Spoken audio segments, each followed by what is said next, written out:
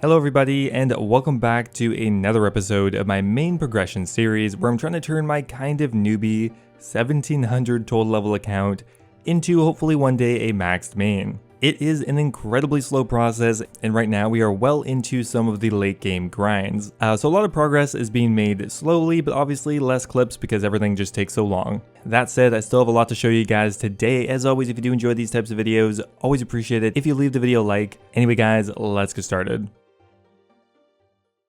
Now, by far the next most important diary for my account at least is going to be the Kevos Elite Diary. Not only is it going to increase my kill speeds at the Alchemical Hydra, it will also give me a lot more blood runes for my impending blood rune grind. I'm not really excited for that, but we might as well get more money from it when we end up doing it. Now, the only requirement I have left for the Kevos Elite Diary is 90 woodcutting, which means we need to get a couple more woodcutting levels here. There we go guys, there is 85 woodcutting. Each level is taking around 3 or 4 hours at this point, but only 2 more to go.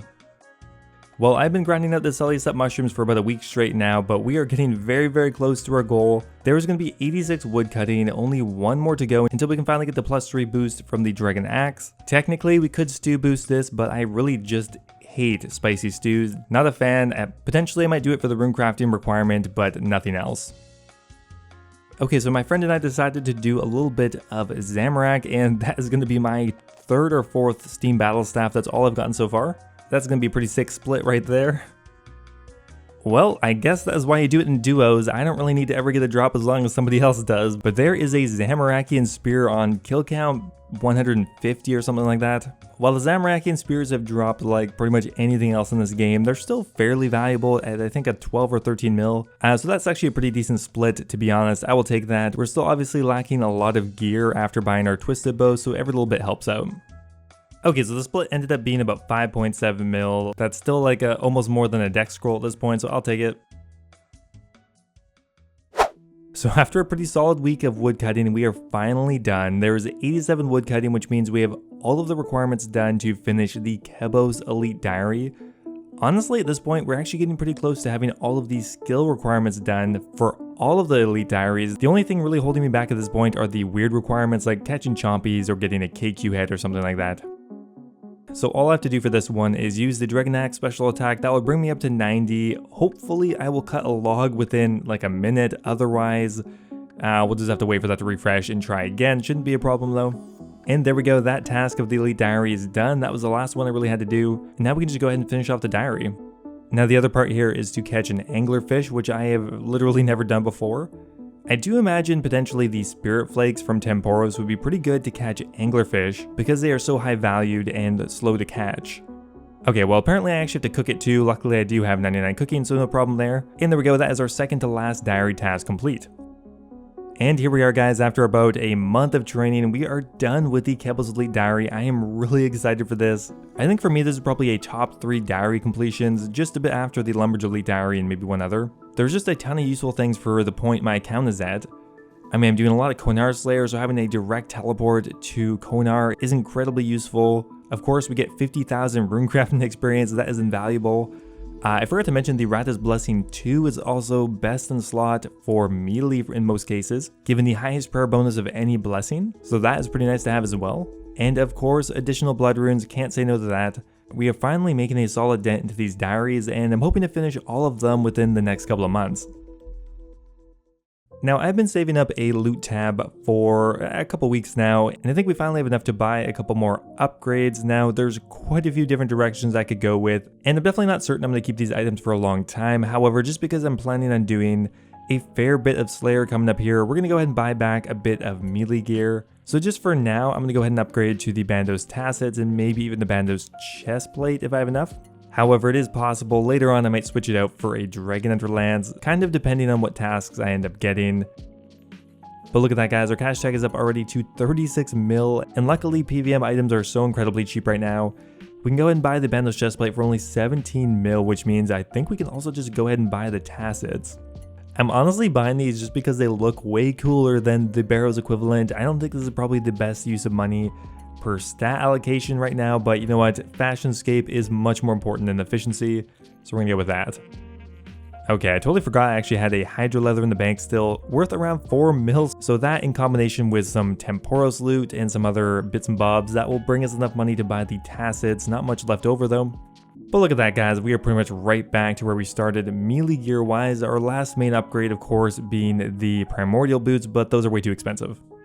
And before I start doing a bit more Slayer, I also want to clear out my clue scrolls in the bank. So we ended up doing a master clue scroll, and we ended up getting a painfully average clue.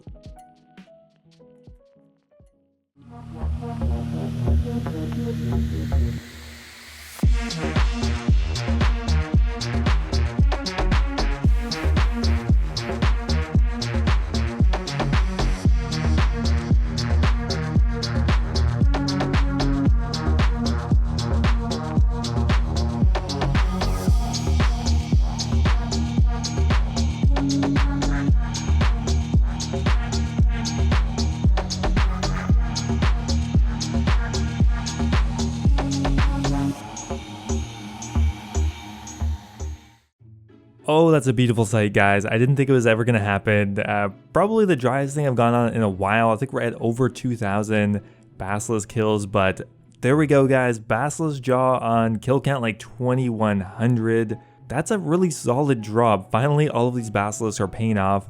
I mean, I actually enjoy them. They're really AFK, easy to do. Not for good experience though, but there we go. Finally, the money is coming in.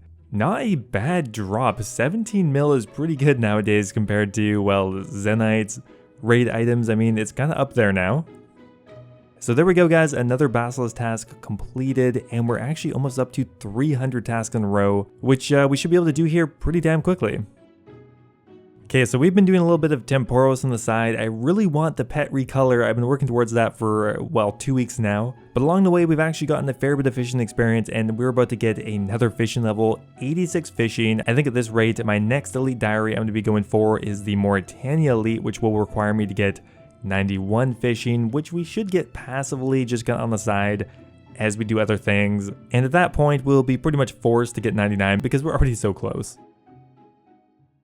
Well, I suppose I'm not getting my 300th task completion this week, but, well, I'm still happy about that. 155 Hydras are really good. I don't think I'm ever going to skip Hydras. I mean, it's the whole point of doing Konar Slayer. The money is just way too good. So I have definitely been cycling my gear a lot recently. We've kind of switched between buying Bandos items, ranged items, and even the Dragon Hunter Lance, but that's just because I don't really have enough money to afford all of them at once. Now, because I have completed the Kevos Elite Diary, we can now wear something in our boot slot that is not the Boots of Brimstone. Now, I ended up buying the Pegasian boots, but I think I might actually swap those out for possibly Devout boots because they're way cheaper. Well, there we go. There's another unique item, the Alchemical Hydra head. Not particularly useful, but at least we have, well, I guess more done on the collection log, which I do hope to finish one day. So we've done probably half of our Hydra task at this point, but we're going to take a break to do a bit more skilling. Now, something I've had in the bank for a long time now is all of this gold ore. I do want to get it done with eventually.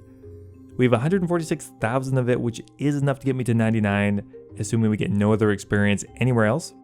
Now, I'm definitely going to be kind of skill hopping here. I don't really have the endurance to do all of 99 smithing in one go, so we're going to kind of be doing a bit here and there. So there is level 91 smithing. Only took about an hour and a half, so it's actually incredibly quick. Only 139,000 gold ore to go.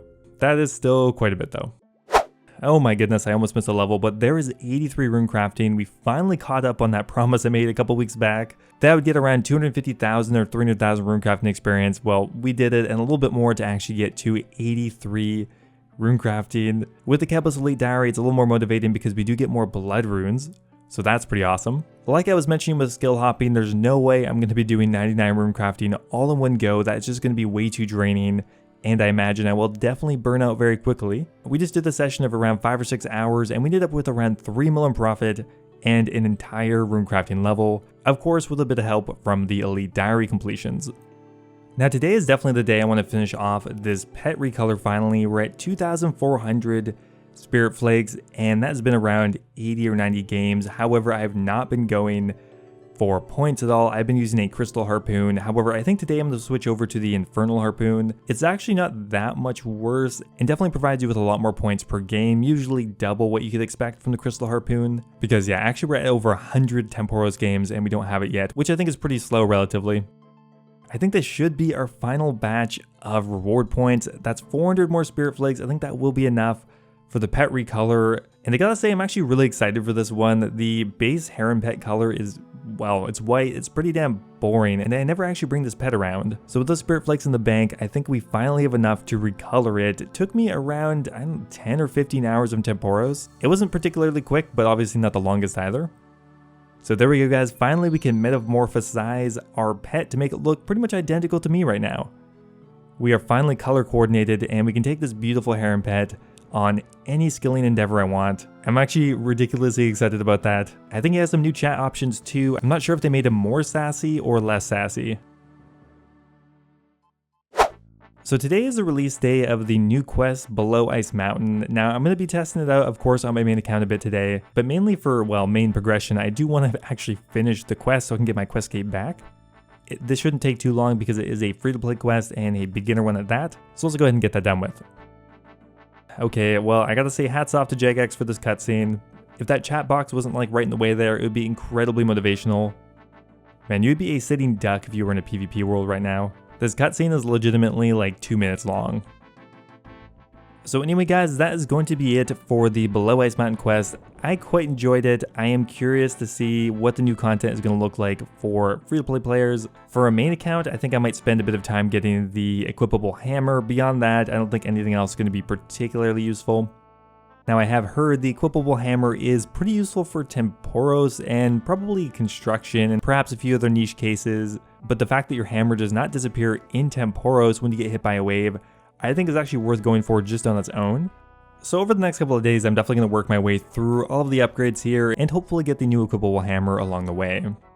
So we've done quite a bit of Temporos this week, which means we're actually very close to another fishing level, which we're about to get right here. Having done quite a bit of Temporos, I gotta say, it is fairly fun and the experience rates are higher than barbarian fishing, but it's really hard to say no to barbarian fishing because I can do it on the side without barely paying any attention at all, and only lose out on about 20 or 30% of the potential experience. So I mean, realistically, I'm probably still going to do this all the way to 99, but Temporos is a good option, and it did get me all the way to 87 fishing, which means we are well on our way to completing the Mauritania Elite Diary, which is going to be our next goal. Anyway, guys, that is going to be it for today's video. I hope you guys enjoyed it. So our next goals, beyond just making a ton of money to buy back our gear, are of course going to be the Elite Diaries. We're very close on a lot of them, and those are going to be a really good way to get nearer to maxing without really realizing it. I think sometime in the last month, I finally crossed a bit of a threshold mentally. We're approaching the 90s for a lot of skills here, and some of the slower ones as well. The end is not exactly within sight, but it does feel realistic. Anyway, thanks for watching as always, guys, and I will see you in the next episode.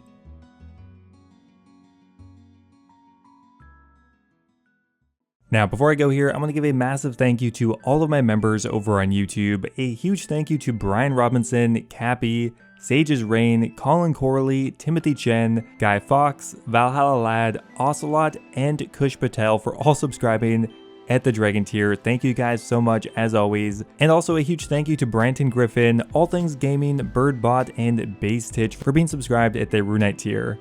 As always, if you guys are looking for another way to support the channel, becoming a YouTube member is an awesome way to do so.